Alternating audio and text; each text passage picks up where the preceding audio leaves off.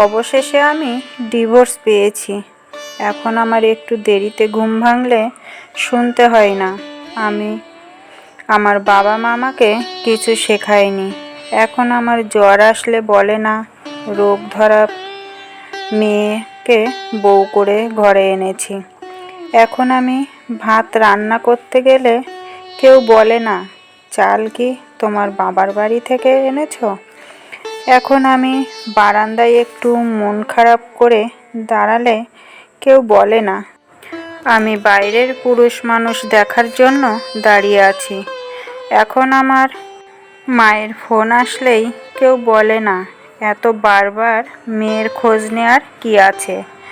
এখন আমি না খেয়ে কারোর জন্য অপেক্ষা করার পর কেউ বলে না এসব ঢং। এখন আমি একটু কাঁদলে কেউ বলে না এসব নাটক করি। এখন আমি আমার পছন্দের একটা জামা কিনতে গেলেও আমাকে ভাবতে হয় না এই রঙটা আমার জন্য নিষিদ্ধ। এখন আমি চুলটা খুলে আয়নার সামনে দাঁড়ালেও আমাকে কেউ বলে না আমি বেহায়া। এখন আমি রান্না করতে গিয়ে আমার হাত পুড়িয়ে ফেললে আমাকে শুনতে হয় না আমি কোনো কাজই পারি না। এখন আমার মা আমাকে একটা জামা দিলে কেউই বলে না এত দেওয়ার কি আছে। এখন আমাকে আমার আশেপাশের মানুষকে আমাকে মিথ্যে বলতে হয় না যে আমি ভালো আছি। এখন আমি প্রতিবাদ করতে গেলে আমাকে আমার স্বামীর হাতে মারও খেতে হয় না। এখন আমি আমার অধিকার চাইলে গালি শুনতে হয় না। এখন আমি ক্লান্ত হলেও আমার উপর কারো শরীরের অধিকার নেই। এখন আমি চাকরি করতে গেলে আমাকে কেউ বলে না আমি পরিবারের কোনো মেয়ে বাইরে গিয়ে নিজের ট্যালেন্ট দেখাই না। এখন আমাকে বলে না আমার সার্টিফিকেটগুলো শুধু মানুষকে বলার জন্য যে আমি শিক্ষিত। এখন আমাকে শুনতে হয় না কারো ঘরের অশান্তির কারণটা আমি। এখন আমাকে কোনো বিয়ের অনুষ্ঠানে গিয়ে কেউ ওইখানের বউ উদ্দেশ্য করে দেখায় না আমার বাপের বাড়ি থেকে আমাকে ভারী ভারী গয়না দেয়নি।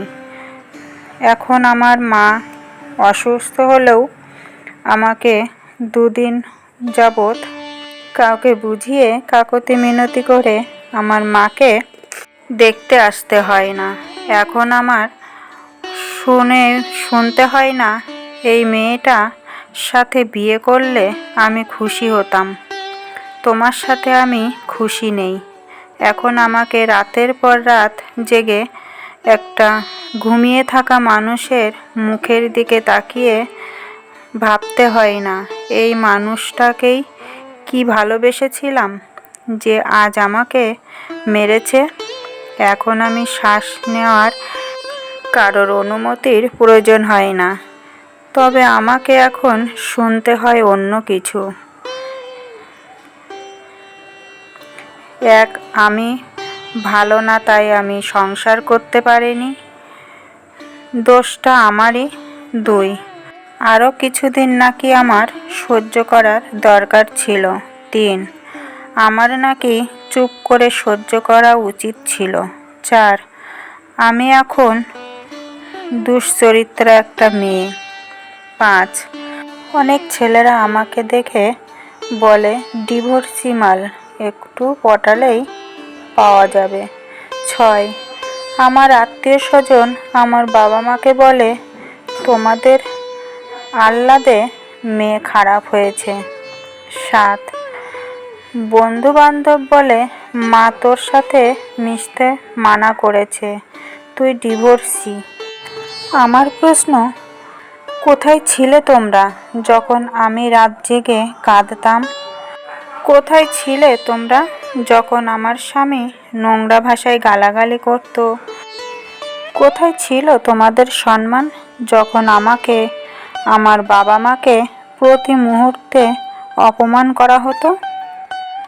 আমার বন্ধু-বান্ধবদের চিন্তা যখন আমার বিয়ের পিঁড়িতে আমার শ্বশুর শাশুড়ি আমার বাবা মাকে অপমান করছিল, আর তারা ওই মুহূর্তে সেলফি তোলার ব্যস্ত ছিল।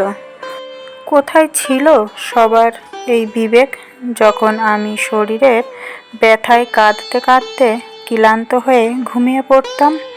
সত্যি করে বলো তো, কেউ কি ছিলে?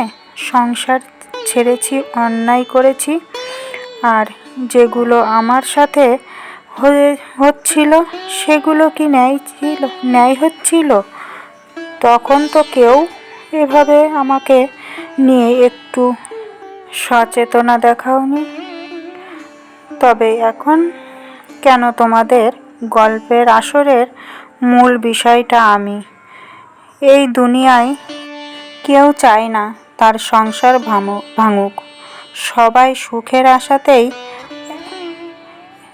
আর একটা মানুষের হাত ধরে। আমিও তো তাই চাইতাম, কিন্তু ভুল কয়েকটা মানুষের মাঝে পড়ে গিয়েছিলাম। তোমার মেয়ে বা বোনের সাথে যদি এমনটা হতো, তাহলে ভেবে দেখেছ তুমি কি করতে? সেই জায়গায় আমার এই অবস্থায় আমার বাবা মা আমাকে আশ্রয় দেয়াতে তোমরা তাকে খারাপ বলছো। কোনটা ভালো হতো বলো তো? আমি আত্মহত্যা করলে? তখন হয়তো সবার টনক নড়ত, বলতে আহারে মেয়েটা ভালো ছিল, অনেক সহ্য করেছে, ঈশ্বর ওর আত্মাকে শান্তি দিক। তখন আমাকে নিয়ে তোলপাড় হয়ে যেত, অমুক তমুক মেয়েটা কি ভালো ছিল। কিন্তু যারা জন্ম দিয়েছে তারা কি করত? আমি অন্তত বেঁচে আছি, এতেই তারা খুশি। তোমরা কিছু হলেই কেন মেয়েটার দোষ বের করো? সম্পূর্ণ ঘটনাটা জেনেই কি সমালোচনা করছো? আমি বেঁচে আছি, ভালো না থাকি, অন্তত খারাপ নেই। কাঁদছি না, আমি মনে করি এটা আমার ব্যর্থতা না যে আমি সংসার ছেড়ে এসেছি। এটা তার ব্যর্থতা যে এটা বুঝতে পারেনি।